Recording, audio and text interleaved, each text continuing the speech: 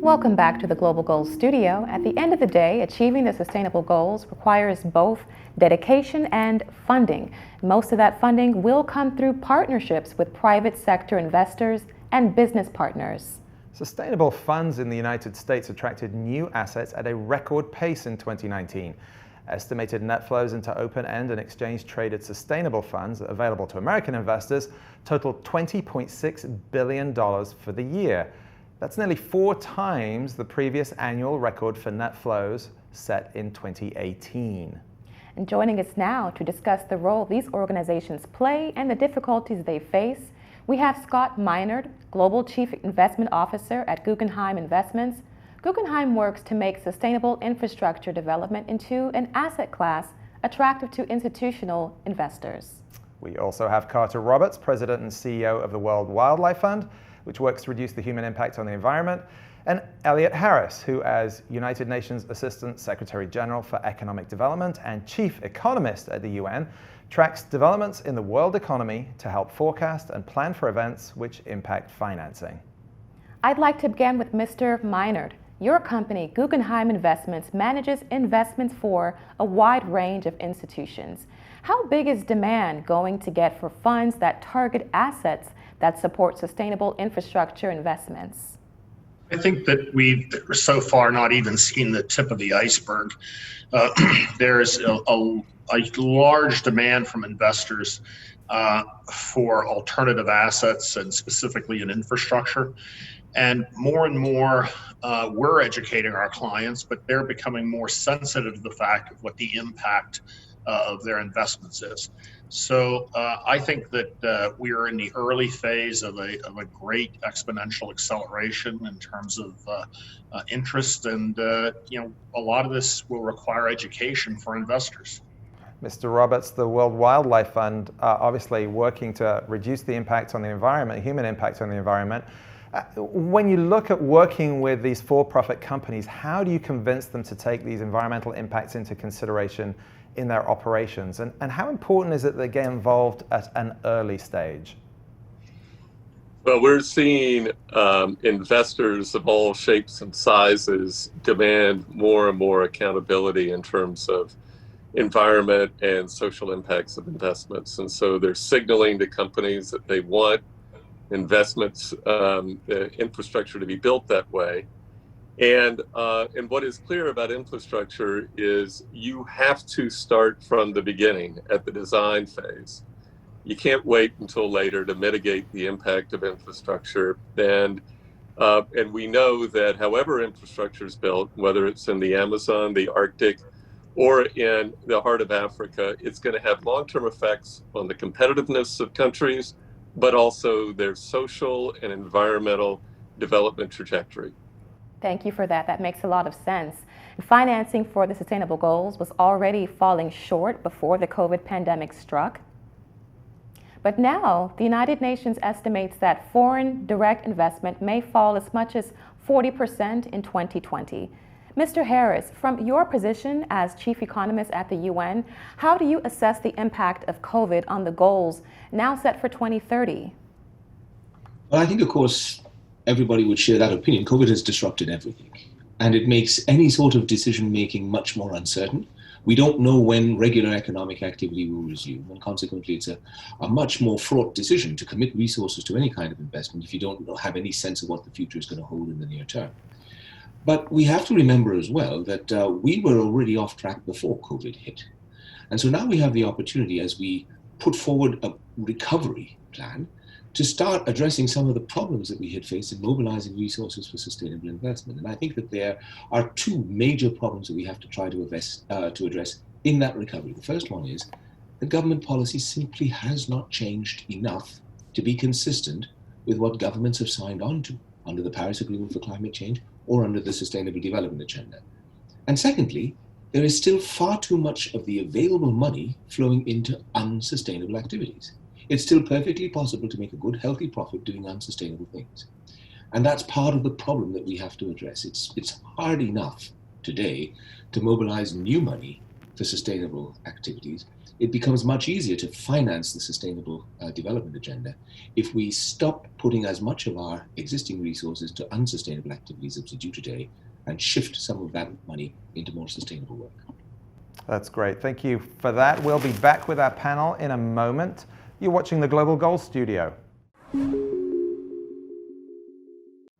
We are back with our panel in the Global Goals Studio. We're talking with Scott Meinert of Guggenheim Partners, Carter Roberts of the World Wildlife Fund, and Eliot Harris, Chief Economist at the United Nations.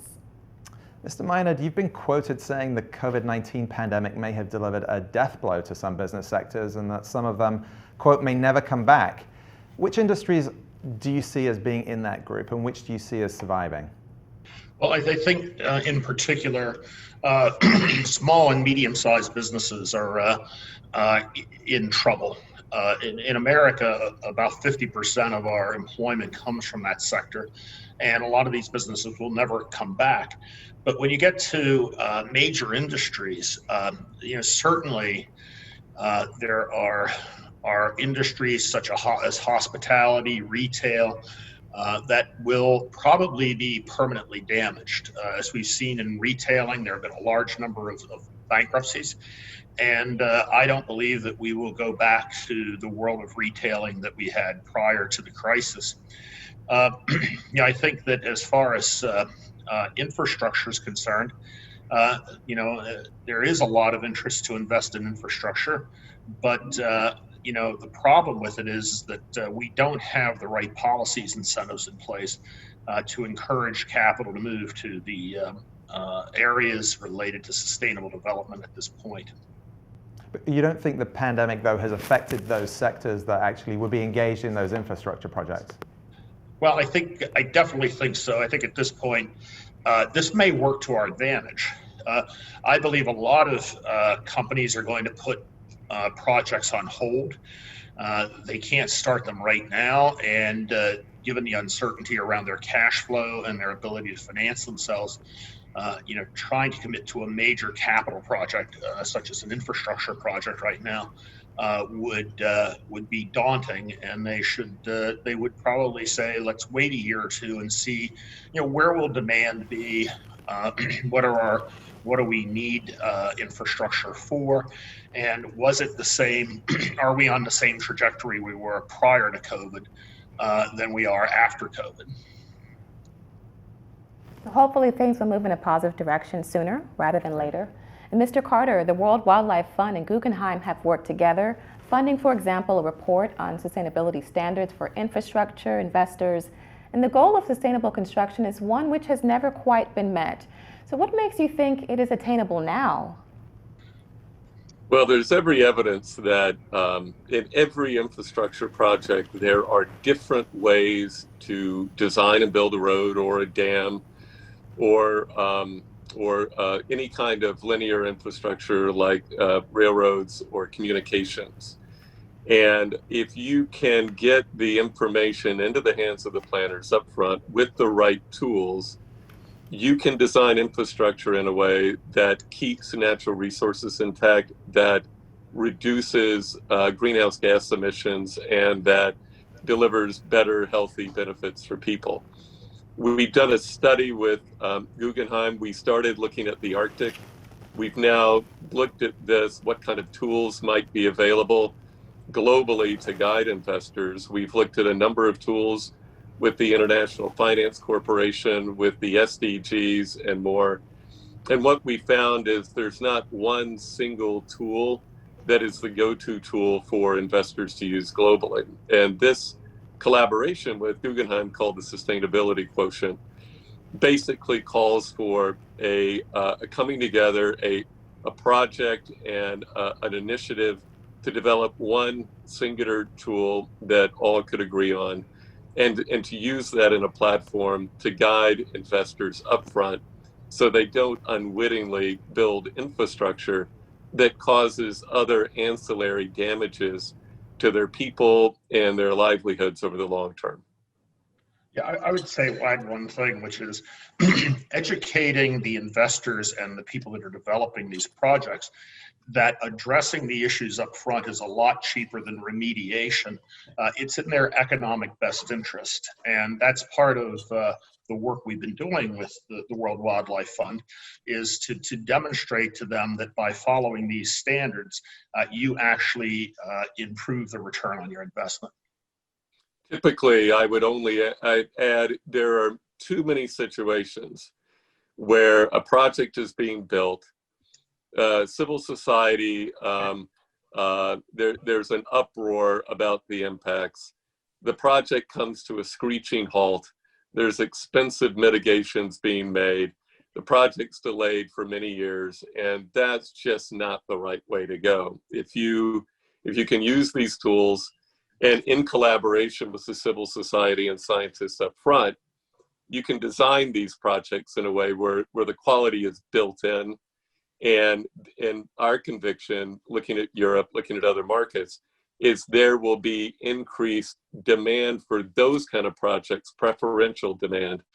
And it's an opportunity that just needs the right kind of partnerships and the right kind of tools, which is what we're working on today.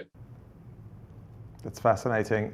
Mr. Harris, I wonder if I can bring you in here just for a little slight different perspective from the public financing side. In the public sector, financing for the SDGs was already falling shortly before the pandemic, with net ODA, official development assistance, designed to promote economic development, actually staying flat from 2018 to 2019. This is at a time when demands are increasing, and you've got to convince, I guess the UN has got to convince member governments to increase their aid at a time of recession. So if the private sector is struggling with financing the SDGs, how do you convince the public sector to step up at this time? I do think that there are two main arguments that one can make there. First is that the question of solidarity plays a certain role here. If we can enable the sorts of infrastructure investments or enabling investments to happen in developing countries, those infrastructure or enabling investments will attract private investment as well. And that is then using the public money to leverage private money. Now, too often, we tend to think that it has to be public money that does all of the heavy lifting, and that is simply not true. But we also have to realize that you can't expect a private investor to step into the breach and to make an infrastructure investment if the enabling environment just isn't there, or if the risk as perceived is too high. And that is something that careful and predictable policy can help to address. The enabling infrastructure investments that the private sector needs in order to be able to generate any kind of return, that has to happen. There need to be the right kinds of legislative and regulatory changes that make it predictable, make the environment manageable, because that's what the investor is going to be looking for.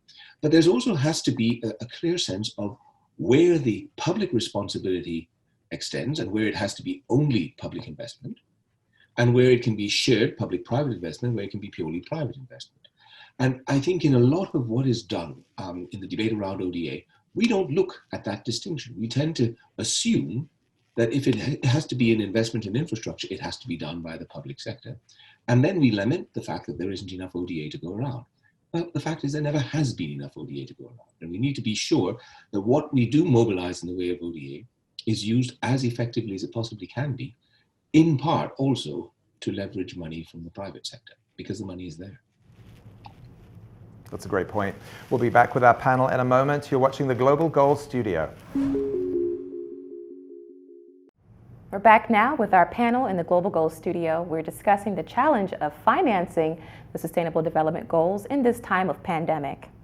Mr. Minard, with all the work that's been done to encourage sustainable investing, including your work with Tufts and KPMG, how realistic do you think it is that investment managers are actually going to make this operational? They will take these factors into account on their investment strategies. There's no doubt in time that's going to happen. And one of the things that we're also working on is developing a transparent way to measure the progress on the SDGs in terms of investing. So I think that as that gets more popularized, institutional investors are going to be much more focused on that. But let's be honest here. The inconvenient truth is, based upon the pace we are heading right now with the SDGs, that sustainability, we're going to be challenged to reach the goal by 2030. And the big reason for that is the lack of the appropriate policies. It's not a lack of capital. There is a lot of capital available for investing in sustainable projects. The problem is that the incentives are not in place from the public sector. I think Scott is entirely right. I mean, the money is there, but the incentives are not properly aligned. And I think the main step that we have to make right now is to make government policy consistent with those objectives. We know what we want to do. We even know in many cases how to do it. But I think we still have not pulled together the political will to make the necessary changes to policy. I think once that happens, we'll find that the private sector money is going to be mobilized for sustainable activities, simply because, as Scott said earlier, it actually makes economic sense. It really does. And when we get away from all of the old inertia, all of the standard approaches that we've used for decades, and we start to look at the future and plan for our resilience, we will find that we're not going to lack for money. No, we won't. Well, one thing I would say about that, Eliot, is that